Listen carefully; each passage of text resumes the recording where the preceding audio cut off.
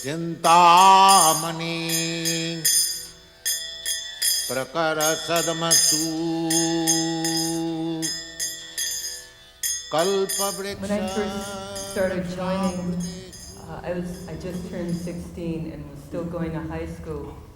I became interested right away, and so, wanting to know more and more about Srila Prabhupada. And in those times, we called Srila Prabhupada Swamiji. And in those times, I was wanting to tell Srila Prabhupada everything I did. I just got initiated in that December, and I was telling Srila Prabhupada I was living at home. My mother wouldn't let me go to the temple, and I lived far away, but I had an altar.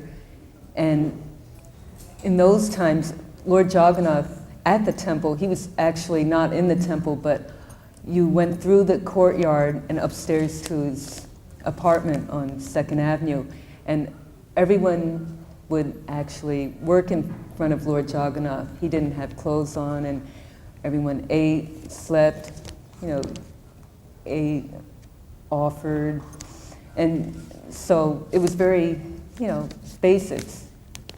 And anyway, at home, I had an altar, and I was offering everything I thought that was really nice for Krishna. I mean, I offered, foodstuffs. I made nice food, and it was prasadam, but things that I thought were beautiful, I wanted to put on the altar, like cattails in those days, and moss and bark. I was really into natural, real earthy things. And I wrote all this to Srila Prabhupada. I wrote him a 6-page letter. I wanted to tell him everything I was doing. I wanted to be totally honest and just lay it all out to him exactly. I went to school, did my homework, chanted on the subway.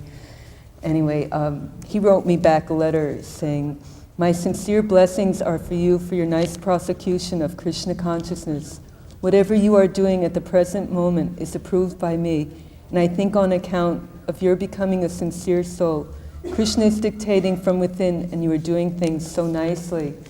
And it was just so encouraging because, as years went on, just seeing the standards, in devotional service, our deity worship and everything, he was just accepting, whatever I was doing. And even back then, I remember succinctly hearing Srila Prabhupada say, one devotee asked him, what are all the rules? Have you told us all the rules and regulations? And he said, if I told you everything, you'd faint.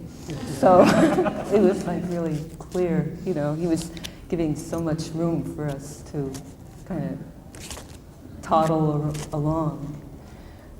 One of the first pastimes was that my wife and I had hitchhiked across the country from the East Coast because the devotees in Philadelphia were telling us about this great Rath Yatra festival in San Francisco, and that if we went, we could meet His Divine Grace. So we went to Berkeley, and at the time I was like a folk musician, wearing a fringed leather jacket and carrying a guitar, and I would write to Prabhupada regularly and send him letters about who I was. I even sent him letters with like the lyrics to the songs I was writing and everything. And occasionally in Berkeley, like once every few months, a letter would come with the letterhead, His Divine Grace, Sri Dandi Goswami, A.C. Bhaktivedanta Swami. And so I remember one day Jayananda was temple president at the time, where a letter from Prabhupada came, and there was news that a letter from Prabhupada came. And so all the devotees gathered around, and Jayananda opened it up, and they were all saying, "Who's it for? Who's it for?" And Jayananda read it and said, "Oh no, it's for that guy Tom that lives up the block."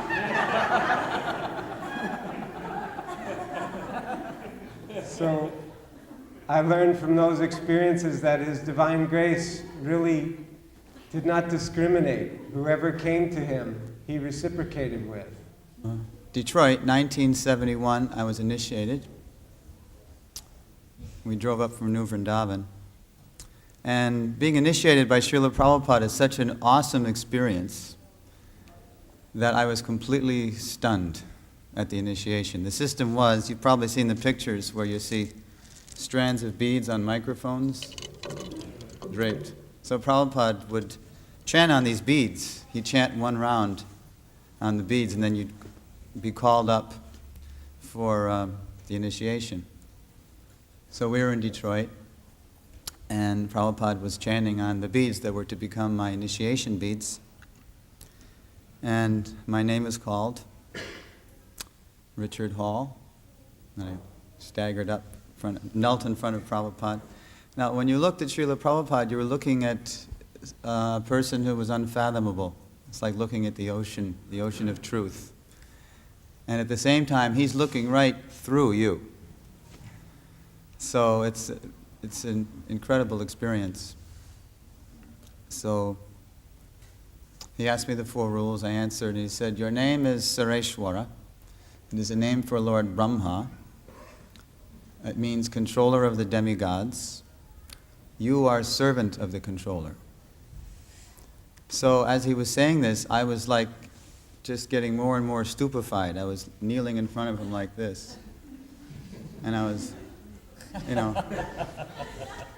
So he saw that I was stunned. So he had the beads. As he was speaking, he had the beads in his hands. He just finished chanting. And he saw that I was stunned, so he just held out the beads. And he said, come on, take your beads.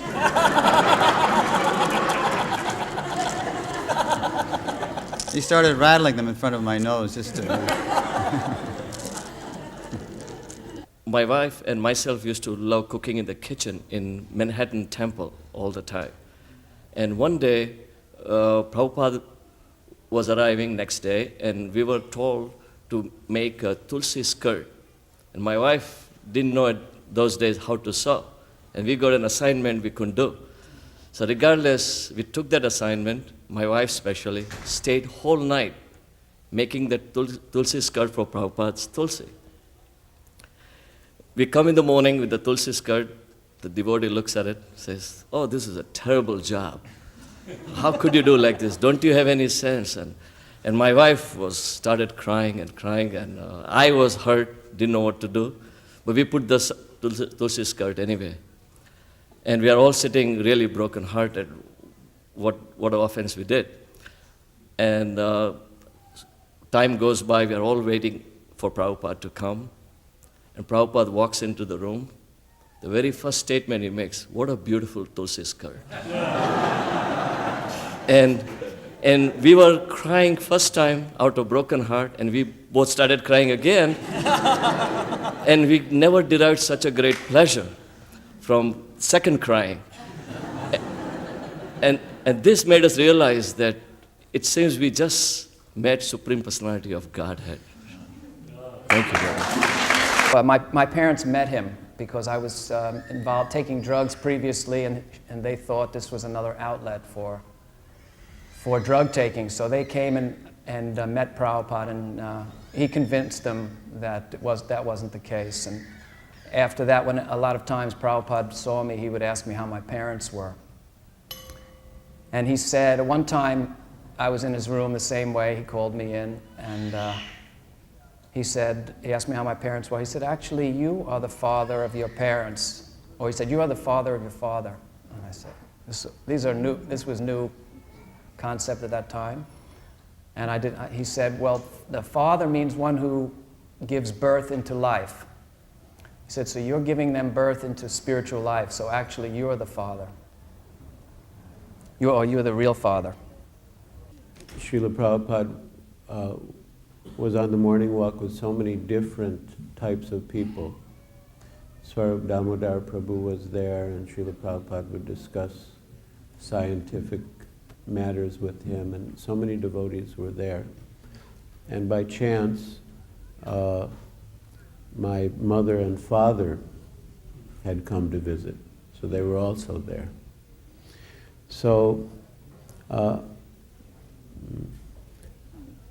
Prabhupada said to my mother that, and she was approaching 60 at the time, and Srila Prabhupada said to her, oh, Mrs. Titan, you look so young.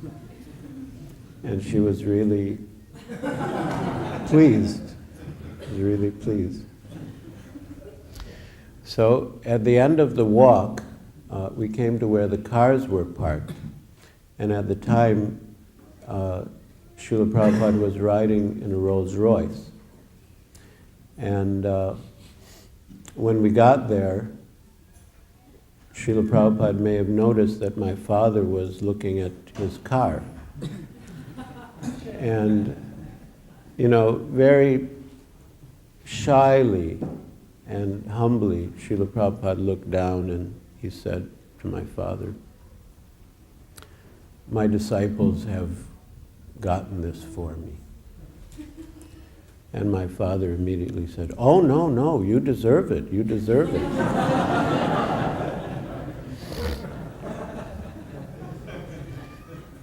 Then, again, dealing very expertly, Srila Prabhupada said to my father, "So you can come with me, we can ride back together in the car." And my father said, "No, you can go with the other disciples." So after everything was finished, Hari Sori, who was Srila Prabhupada's servant at the time, said to Srila Prabhupada that, "Srila Prabhupada, everyone loves you so much." And Srila Prabhupada said, "Yes, because I love everyone." And like so many of the other Prabhus were sharing, I really was hankering after the personal association of Srila Prabhupada. I mean, I was desperate. Everybody, it seemed like so many devotees were getting personal association, and I was like a nobody. I was a new devotee, and I just was desperate. So I somehow conned my way through Jayatirtha into a morning walk. And we went down to Venice Beach with Srila Prabhupada, and I was so nervous, I was so scared. And I remember walking on the right of Srila Prabhupada, and he was talking about the wave and the ocean. And I remember one wave came up really high and was almost touching Srila Prabhupada's feet, and I jumped up on the embankment, and Prabhupada saw that the wave was going to wet his feet, and he put his hand out for me, and I helped Prabhupada up the embankment. And that was it for me. You know, a new devotee. I had actually touched Prabhupada and helped him up the embankment. See, but now I started to feel my oats. Okay, now I'd already helped Prabhupada. I started like getting puffed up behind that, and I thought, I'm going to ask him a question. I'm actually going to come right out and ask him a question. My real heart's desire, of course, is to get the personal recognition of Srila Prabhupada, not that I was really interested in the question. I asked Srila Prabhupada about Tulsi Devi. I can't even remember the exact question, something about another form, whether Tulsi does ever take another form or not. I forget exactly what. But Srila Prabhupada turned to me and he said, "Why are you asking me this question?"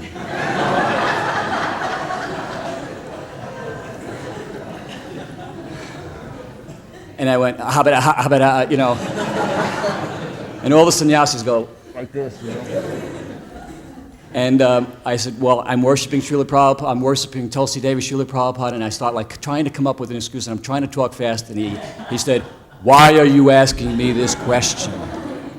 I just lost it at that time, and I just shut up and turned every color of the rainbow. And he answered my question. In all his mercy, Prabhupada answered my question. So finally, in 1975, I got a chance to go on a morning walk with Prabhupada in Miami Beach.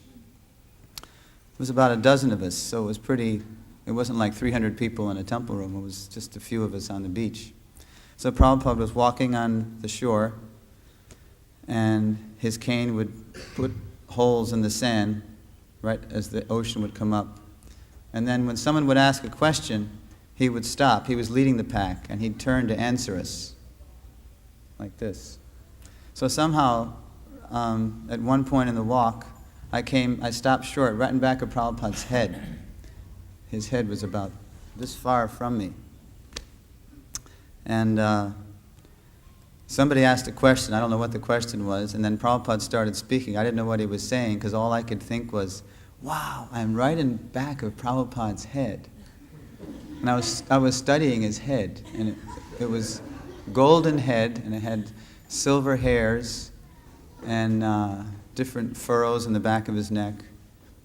And then Krishna gave me a wonderful realization, that I was this far from Prabhupada physically, but actually, spiritually, I was like millions of miles away. So it was too bad that was true, but it was also enlivening because all of a sudden I realized that what the devotees had told me all these years was true, that actually real association is not physical. It's vibration, vani. And I became very happy that I also had the opportunity to become very close and intimate with Prabhupada through vibration, vani. So during the festival, the temple president, who I think still is, Rabindranath Prabhu, had invited one Indian professor to come and speak with Prabhupada. So only a few devotees knew about it, and this was going on in Prabhupada's quarters, which were just across the street from the temple at that time. And one of the devotees that knew told me about it. Hey, come on up, you know. So I said, okay, great. So I went upstairs and sat down in front of Prabhupada's desk, maybe 6 or 7 feet away from Prabhupada. And let's see, Rabindranath Swarup was there, Rupanuga, Bhakti Swarup Damodar Goswami, several other devotees. Anyway, so I think it was either Rupanuga or Rabindra, I can't remember, introduced the professor. This is Professor so-and-so. I think his name has changed in the Lamrita so he doesn't sue us for slander. And, and he's a professor of Hinduism and philosophy. So Prabhupada looks at the man straight on, he says, so, what is this Hinduism? And the first thing comes out of the guy's mouth is, I don't know. You tell me, you know, thinking that somehow he would be at an advantage if Prabhupada, you know, spoke first, you know. And he brought several students with him. It was obvious the whole idea is he was going to, you know, try to defeat Prabhupada and impress his students. So the Prabhupada looks at Bhakti Swarup Damodar Goswami and he says, he points to the professor, he says, so, he has called you a cheater. No, excuse me, no. He said, so he is teaching, but he does not know. What is that called? So Bhakti Swarup Damodar Goswami says, he's a cheater, Prabhupada. Right? So then Prabhupada points to Bhakti Swarup Damodar Goswami looking at the professor and says, so he has called you a cheater. What have you got to say for yourself? And the man kept trying to wiggle around and go around to the side and talk about something else, but Prabhupada wouldn't let him go. Prabhupada would always do that. He wouldn't let him go. He'd stay on one point. And somehow or another it went back and forth, and he had the man actually admit that he was a cheater. But the man was so crazy, he said, but I am an honest cheater. And let's see, trying to remember the details. So Prabhupada was talking about surrender at one point in the conversation. So the man, so he says, so you understand? No, I don't want this meaning. Prabhupada was talking Tavati Prati Prabhupada, surrender to a spiritual master. And he's talking about surrender. And so the man says, no, I don't want this meaning. I want the, so you don't know what the word surrender means? He points to one devotee. He says, look in the dictionary for Mr. Professor. He doesn't know what surrender means. He's a professor. He says, no, I want the Sanskrit etymological meaning. And then Prabhupada points to the door and says, get out. You don't want a spiritual master, you want a Sanskrit teacher. Get out. Somehow or another, I don't know how, the conversation went back and forth a little bit more. And then finally, a big smile comes over Prabhupada's face, and he puts his head on his elbow like this, and he turns sideways and looks at all the devotees and smiles. And he points to the professor and he says, he's a madman. And everybody in the room cracked up. Even the students that came with the professor cracked up in laughter. I'm forgetting all the details in order. Anyway, at one point in the conversation, the man was getting a little bit offensive, kind of like snaky-like.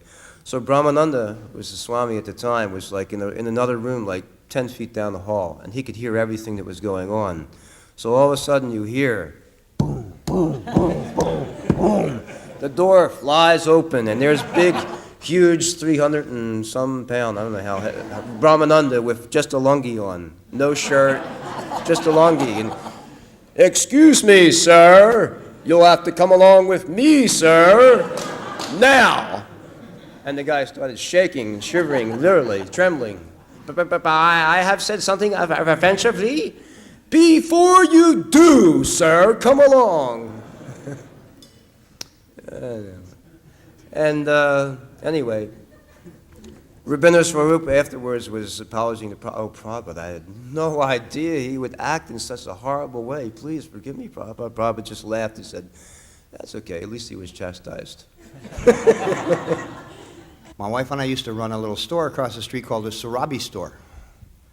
And I did get to do a little bit for Srila Prabhupada by making him dobs for his afternoon refreshment when he woke up. So the last year that Srila Prabhupada was here with us in Los Angeles, GBC came to another devotee and I named Bhaskara and asked us if we would like the devotional service of being Srila Prabhupada's bodyguard. They had used us a lot in the past for taking sums of money to the bank like that. And for 4 or 5 years I had carried a weapon all the time because of the rascals and things that had gone on in New Vrindavan like that. So they knew I was experienced with this, and one boy had done it the year before, tried to do it 24 hours a day. They didn't think that was appropriate. So they asked us if 3 of us would split the 24 hours up.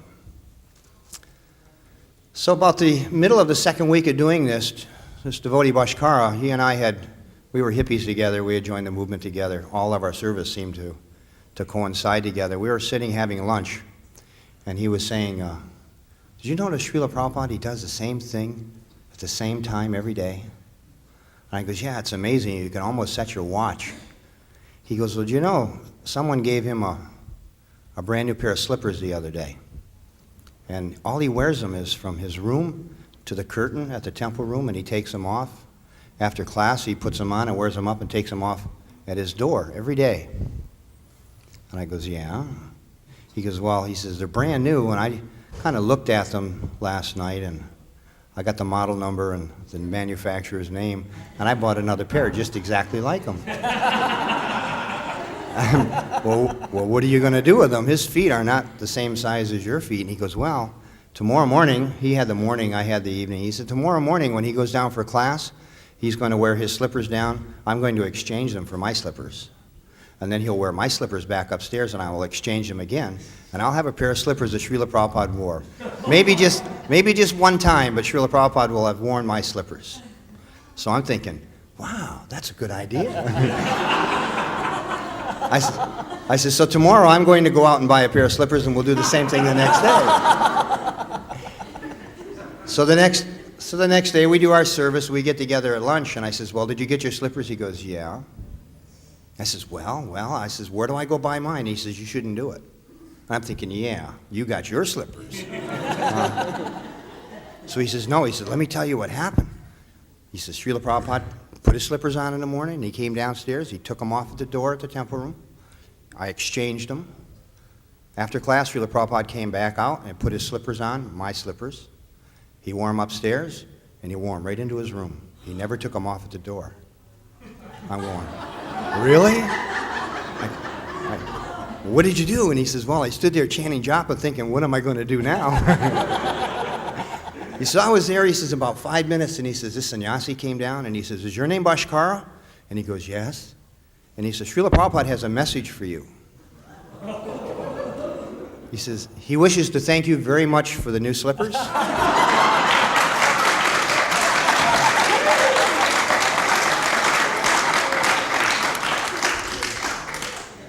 And you may keep the old slippers. But most importantly, he said it is not nice to play tricks on the spiritual master. In India, there was, of course, the Hare Krishna land affair, purchasing of Hare Krishna land, which we now have our big Radharasa Bihari temple on. Prabhupada was advised about this land by one devotee, Tusta Krishna. Prabhupada was in New Delhi at the time. He came down. Tusta Krishna had made friends with one Mr. Nair, who was the, I think, owner, huh? He was the owner of Indian, no, Free Press Journal. Free Press Journal, yeah. Anyway, it's a very long story, which His Holiness Giriraj Maharaj will be writing in detail about. He's writing a book now about this. But it took, Prabhupada got into a negotiation with him. And after a long time, we signed a sales agreement. And this sale agreement, Mr. Nair had really no plan to fulfill the agreement. And after a certain amount of time, it ran out of time. The sale agreement ran out of time. And we could not sign the conveyance, which is the final document of change of title.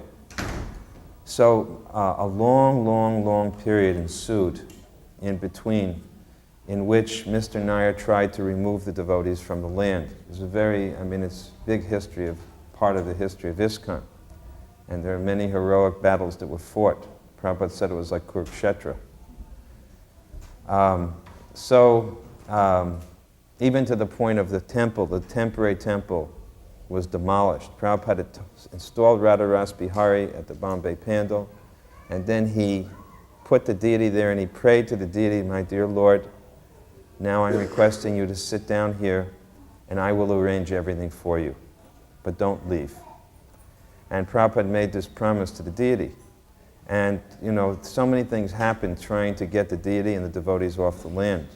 And wherever Prabhupada was all over the world, this was just constantly in his mind. Hare Krishna land, Hare Krishna land, Hare Krishna land. So finally, Prabhupada came back, and after a long tussle, again we were in Hyderabad. And Prabhupada arranged for Mr. Nair to come to meet him. We were staying at the house of one Mr. Panalal Pitti, a very wealthy man, the wealthiest man in Hyderabad city. And Mr. Nair came with his guru, who was some type of a pseudo-guru.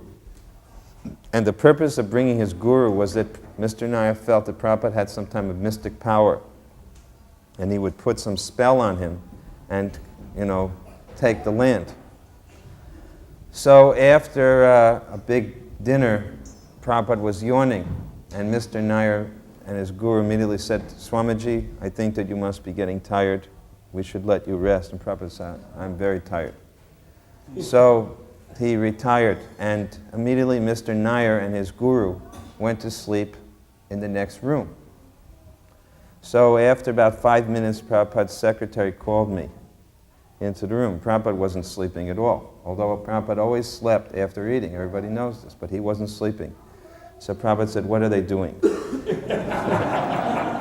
I said, "They're sleeping." He said, "Go in there and wake up Mr. Nair, but don't wake up the guru." So I went there, to the side of the bed, and I shook Mr. Nair's arm. Mr. Nair, I said, "Prabhupada wants to see you." Shh. And I pointed out, "Your guru's sleeping, don't wake up your guru." So I took Mr. Nair in the room, and Prabhupada just started to preach to him. And, Mr. Nair was just sitting there, and he's listening and listening, and gradually Prabhupada got him to agree to sign the agreement all over again. And he told Shamsun and me, immediately go in and type the whole agreement out. So we went in and we started typing on the mechanical, typewriter, old typewriter Prabhupada had, typed it out, Prabhupada got it signed.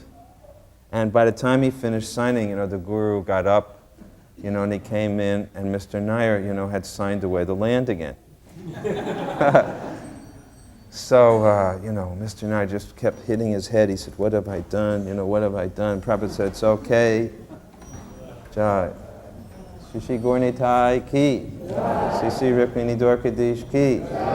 Sri Jagannath Baladev Subhadra Devi ki. What do we do? Is there an arti now, or organizers? Yes, you can go until 4:45 tomorrow. All right. So, but it was done. There was nothing that could be done. So at that point, Prabhupada sent us back. We had to accompany Mr. Nair back to Bombay. And we took this old flight, hopping flight, was bouncing like anything, propeller plane. Myself, Shem Sundar, and Mr. Nair. Anyway, as it turned out, the lawyers, our own lawyers, were actually working in cahoots with Mr. Nair, and Mr. Nair's lawyers. And so, within a period of 10 days, they convinced Shamsundar and I that it was the greatest blunder to go ahead with this contract. So, once again, you know, this is another fatal blunder. We canceled the contract. We let it run out without fulfilling it. So Prabhupada, I think, was in Pune, and I called him up to tell him the good news. So I said, Srila Prabhupada, you know, I wanted to call you to tell you. And he said, what has happened? Did everything go through? And I said, no, Srila Prabhupada. We canceled the contract. And all I heard was click. Prabhupada just hung the phone up. Prabhupada came back, and then for about the next 2 months, Prabhupada would call in one member after the other, and he would sort of parade me in. And he'd say, this foolish boy, and he would show him the contract, and he said he canceled the contract. He canceled the contract. Anyway, this was such a huge blunder. So, the thing I feel about these, and there were more such blunders that went on in time. But I think that the wonderful quality of Prabhupada through all of these is that he never gave up on a devotee or on a disciple. No matter how many mistakes a devotee might make, he wanted to see if a devotee would continue to want to serve Krishna and to serve him. In that instance, with the cancellation of the contract, Prabhupada did not reject me. He gave me the opportunity to go through, a hellish year and a half after that with Giriraj Maharaj, where we had to go, all the time into Bombay, sitting in the lawyers' chambers, and just trying to rectify the situation. So it's a symptom of Srila Prabhupada that he never gave up on a devotee. He said about Krishna that when you chant Hare Krishna even one time sincerely, that Krishna will never leave you alone. So I feel the same way, that Prabhupada never leaves you alone. Even you may make many mistakes in his service, still he does not reject you. But he accepts you just as a father would accept a child, a parent accepts a child. He expects that there may be mistakes. He will chastise you like anything, but he never gives you the sense that he doesn't love you. So despite all of the grand mistakes that were made, I never got the sense that Prabhupada loved me less because of them. And I always felt encouraged and never felt discouraged, even when these mistakes occurred. So there at the Palais, the question and answer period came. Prabhupada said, any questions? And everybody, immediately all the hands shot up. So there was a lot of questions. So Prabhupada, first he asked one, all right, he pointed. So this man stood up and he wanted to hear himself talk more than he wanted to ask Prabhupada a question. He said, first, Your Divine Grace, how are you enjoying your stay in Australia? Very, warm. How do you like Australia? And he said, Prabhupada said, I like it very much. Everybody clapped. Yay, clapped. And Prabhupada said, I like every place very much. They all kind of went, And he said, because everything belongs to Krishna. Therefore, I like every place. Because everything belongs to Krishna. So the next man shot his hand up and said, oh, what do you think about Meher Baba? And Prabhupada said, who is he? So this is the way Prabhupada's technique was to diffuse a person like that. And then the third man was, there was a couple other questions, but then the third man, with another man, he put his hand up. It was a boy, a young, 22, 23-year-old boy, very kind of puffed up. He stood up and he said, today I choose to be God. Today I choose to take the responsibility of the whole universe upon myself therefore I am God. So you can see the Prabhupada, when he got mad, his lips, his lower lip would quiver a little bit. If anybody's been close enough to Prabhupada, when he actually gets angry, his lower lip begins to quiver. So his lip began to quiver, and Prabhupada took a deep breath, and he said, "Oh," he said, "my God is powerful." And the man said, "Well, I choose to be the all-powerful God." And Prabhupada said, "Well, I choose to kick on your face with shoes. Can you stop me?" And the man said, "Well, give me some time." And Prabhupada said, "My God is powerful all the time. Why should I accept you as God?" And then the whole auditorium burst into laughter. The man was mortified. He was feeling very bad and everything like that. And then, just like that, Prabhupada turned and he said, "Please, don't waste your time on this nonsense. Try to be godly. Don't try to be God." So he changed immediately from this lion, ferocious lion, to this soft, beautiful rose. And this was Srila Prabhupada's quality, that he would use very harsh language. He would deal very strongly when something was offensive to Krishna, but at the same time, he saw everyone as an opportunity for him to extend the loving, tender hand from Krishna and from his spiritual master. He saw everybody that he came into contact with as actually sent by his spiritual master for him to bring back to home, back to Godhead. 1972, September, Srila Prabhupada's flying into Dallas to install Sri Sri Radhakalachandji. He arrives in Love Field via American Airlines. We usher him into the VIP room at Love Field. And Prabhupada sits on this makeshift dais and immediately starts talking about the 3 ways to fly. He just sits on this seat and he says, "So, there are 3 ways to fly." So the reporters are all there, and they're taking down this 3 ways to fly. I'm standing next to this woman reporter, and I'm looking at her pad. 3 ways to fly. Yes, Prabhupada starts. Yes. Pigeon. He didn't say swan, he said pigeon. Pigeon, mantra, and machine. Yes, formerly, Prabhupada said, formerly people knew the art of training up pigeons, he said, and you just get on the pigeons and just fly. So the woman's writing pigeon. and then he says, and then mantra. Mantra, simply by vibrating mantra, the yogi knew how to ride on the sound. Like that. So mantra, all the reporters are writing this down. And then machine. And then so this lady shot up her hand. And she said, "So, Swami, if you know all these different ways to fly, then why did you choose to fly American Airlines today?" So Prabhupada said, "To be one with you."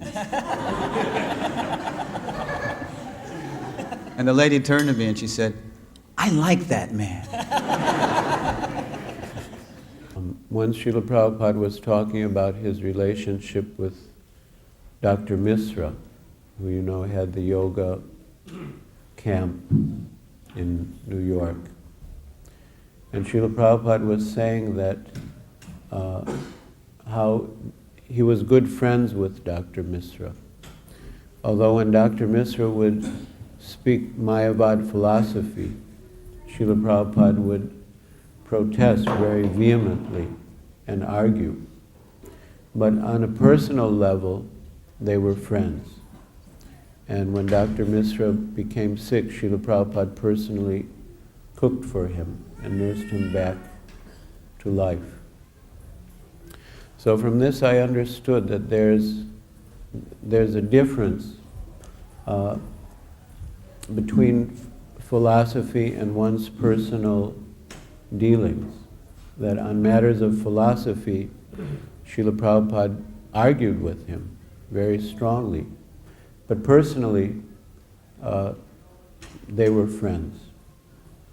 When Srila Prabhupada was and came to Sanskrit Rath Yatra, and there was devotees who had a infamous prasadam distribution program in Laguna Beach, and they made a lot of Lakshmi. So he came up to Srila Prabhupada and he gave Srila Prabhupada $30,000 cash. It was like in $500 bills or $100 bills, I don't remember. And so Srila Prabhupada real jokingly said, oh, he actually knew how the person got the money. He said, how did you get this money? He said, well, Srila Prabhupada, I sell drugs. And Srila Prabhupada said, oh, I used to sell drugs too. He said, what pharmacy do you work for? Oh, one time he asked me, I was 18, so I was getting pimples, acne at the time. And he said, oh, what is that on your face? And I said, oh, they're pimples, Prabhupada. So he said, oh, you should put little tilak. So I would go and put tilak spots on my face. And then it was a little, you couldn't really walk around the streets like that. So next time he saw me, he said, oh, what? He asked me about my pimples again. He said, well, what about the tilak, or why I wasn't doing it? I said, I can't walk around like that. It's just too...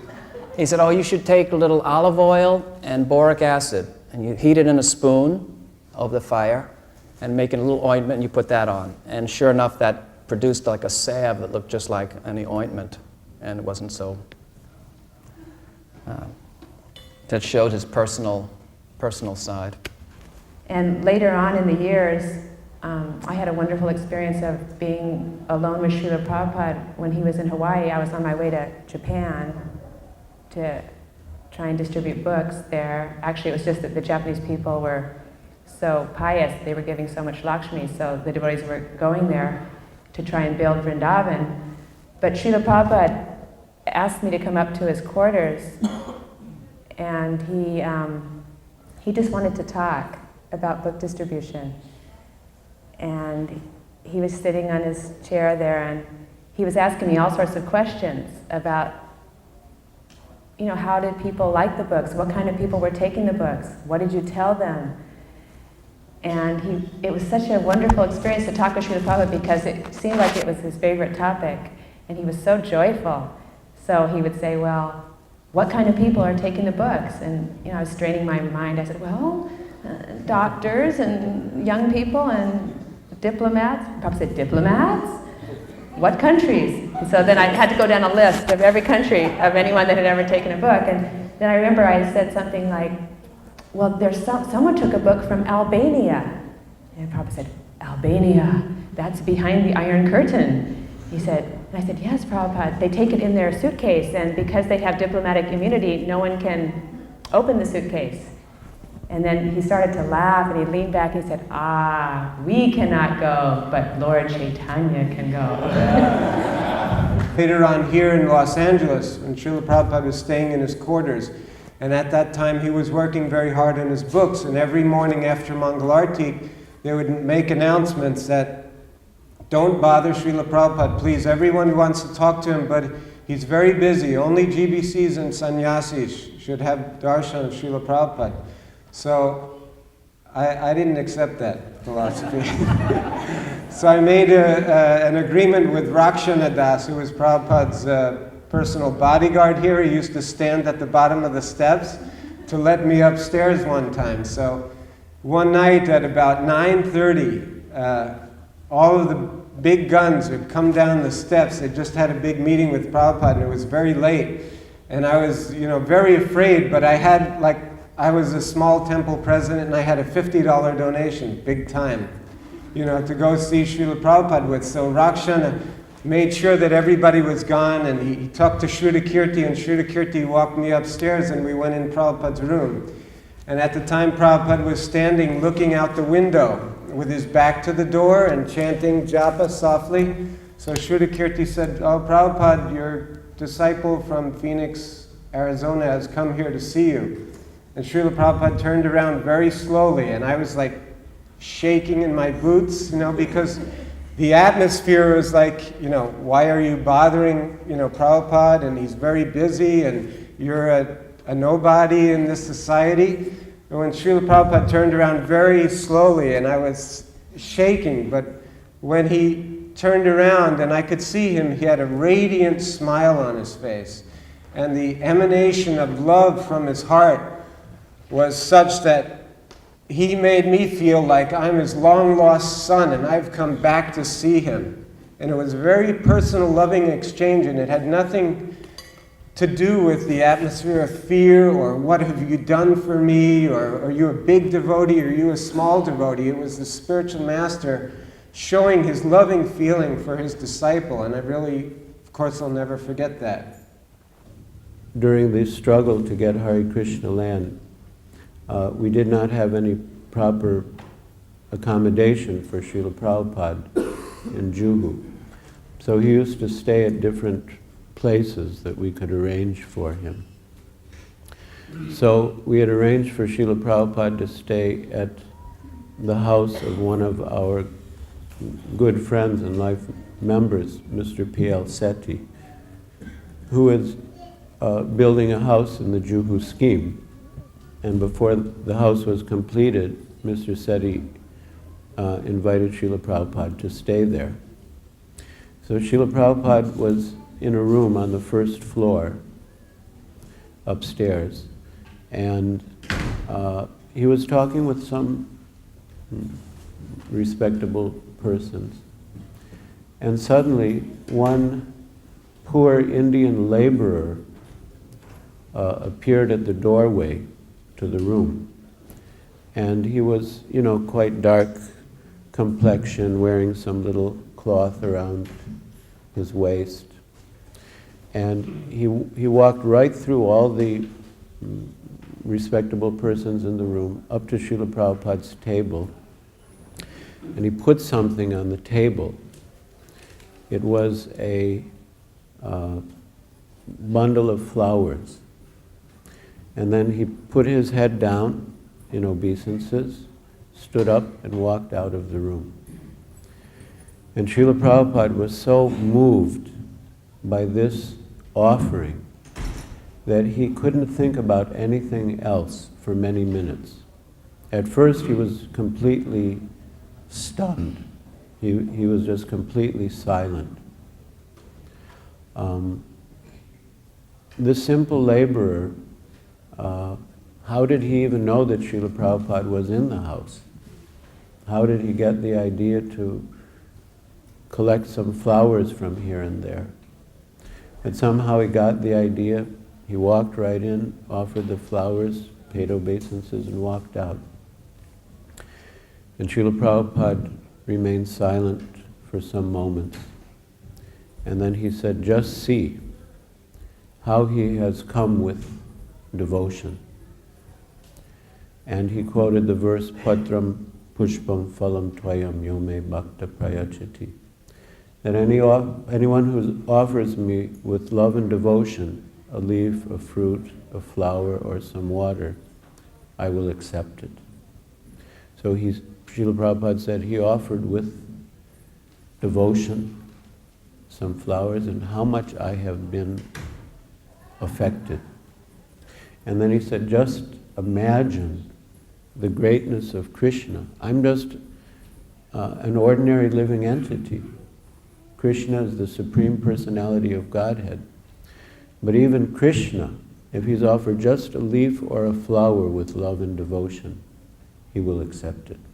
So, how great is Krishna? And also, he was giving me instructions about how to distribute books. First he asked, what did we say?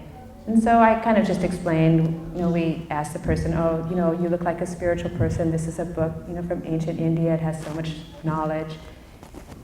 And then he pulled out the Srimad Bhagavatam and he read the verse that this Bhagavad Purana is as brilliant as the sun. And he read it very slowly and very carefully. And he said, if you just tell people this one verse, it is so wonderful. How could they resist? He said, so you don't need to say anything except the Srimad Bhagavatam will sell itself. And he also was talking to me about women and how in this age it was actually a benefit to be a woman to be able to preach, because he was saying that in Kali Yuga, things are so degraded that people don't trust men. He says, nobody will allow a man to come up to them hardly, or they would never let a man knock on their door and open the door. What time is that? Yeah. So then he said, but he told a story about when he was a young man, they were selling this hair oil, this Brahmi hair oil. And they would send these young women, respectable young women, door to door, and then everybody would open the door and buy Brahmi hair oil. And Prabhupada said, it was not even ever proven that this Brahmi hair oil had any medicinal properties.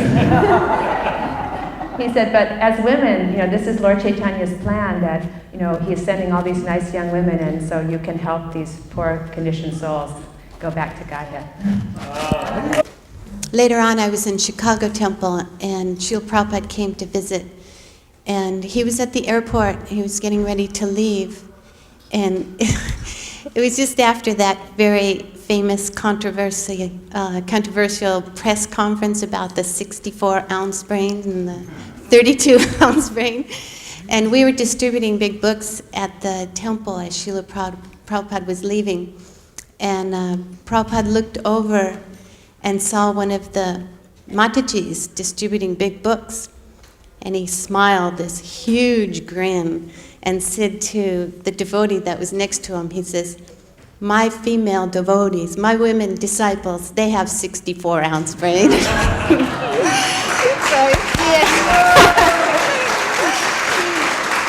I came with Brahmarupa, another devotee, and we were also, both of us were hankering after Prabhupada's association, like I said.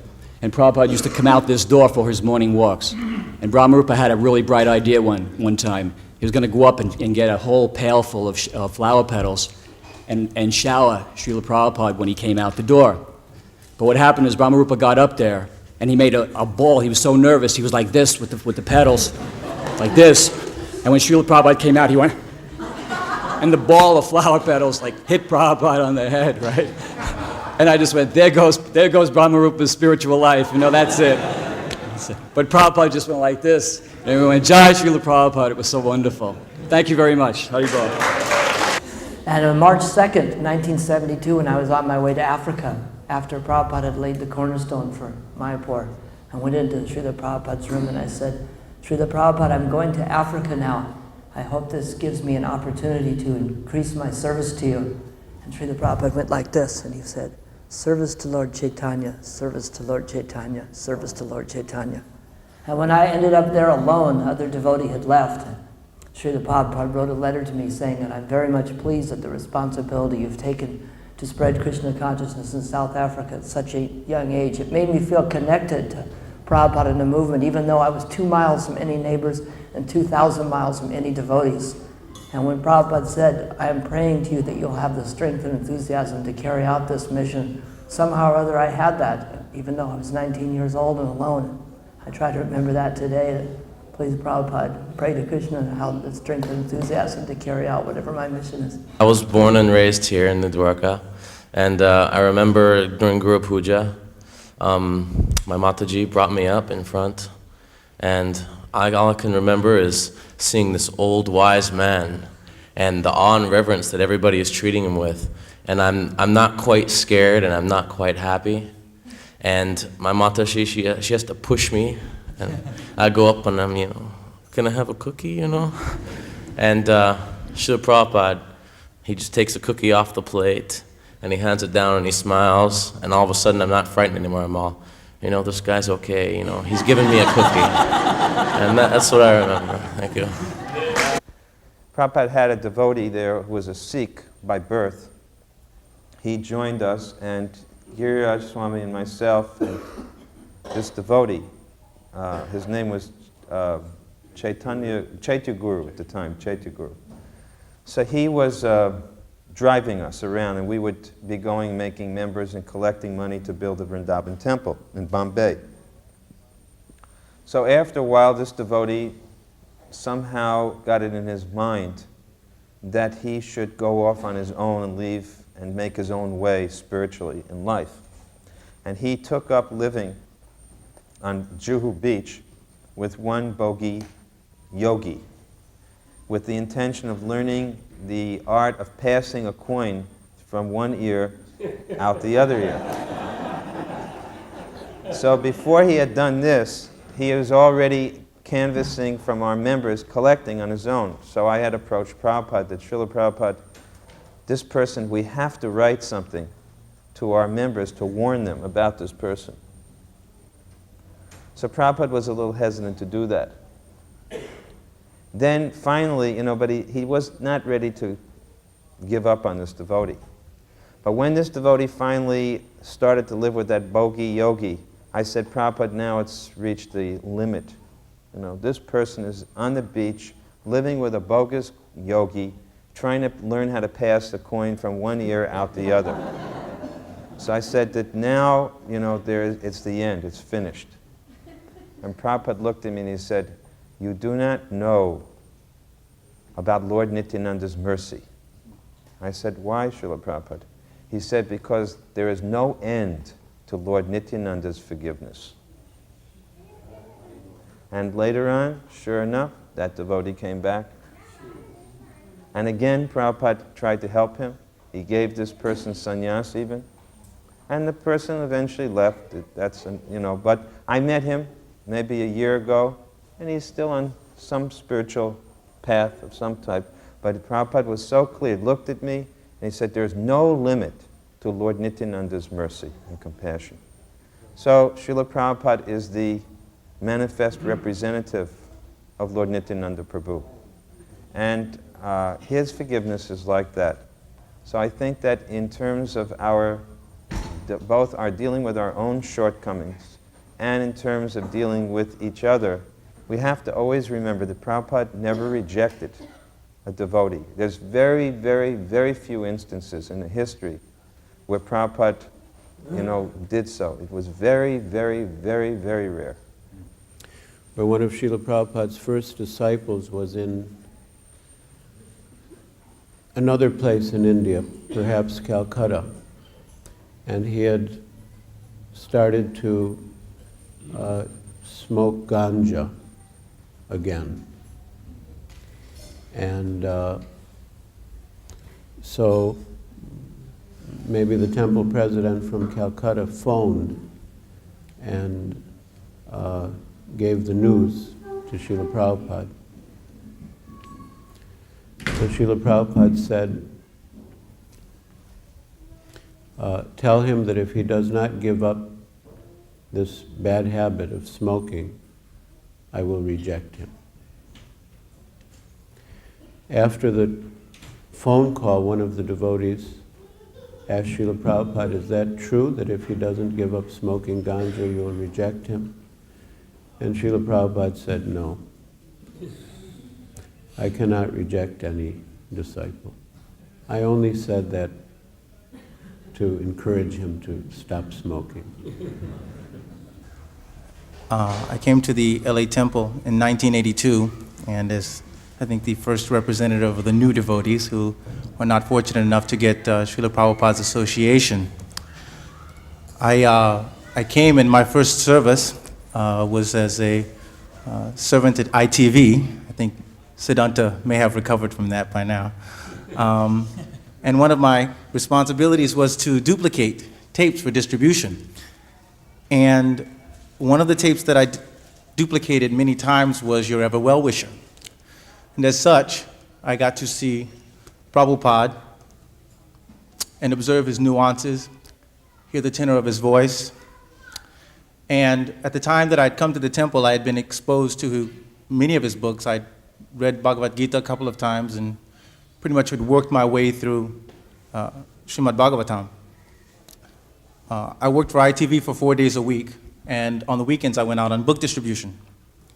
And I recall at that time, somewhere around that time, we were distributing copies of Srila Prabhupada's biography. And I had read the first couple of sections of that. And I recall I was on Sankirtan, and I was explaining to someone the contents of this book. And I was saying to this person that someone someday is going to make a movie of this man's life. And I was telling him about how he came to America and so many of the pastimes. And I think that the combination of having seen Prabhupada so many times on film, having read his books, and having been exposed to his biography, was so meaningful to me, and I was explaining this to this person. So at some point, this person interrupted me and said, "So when did you meet him?" And it hit me like a hammer that I never had.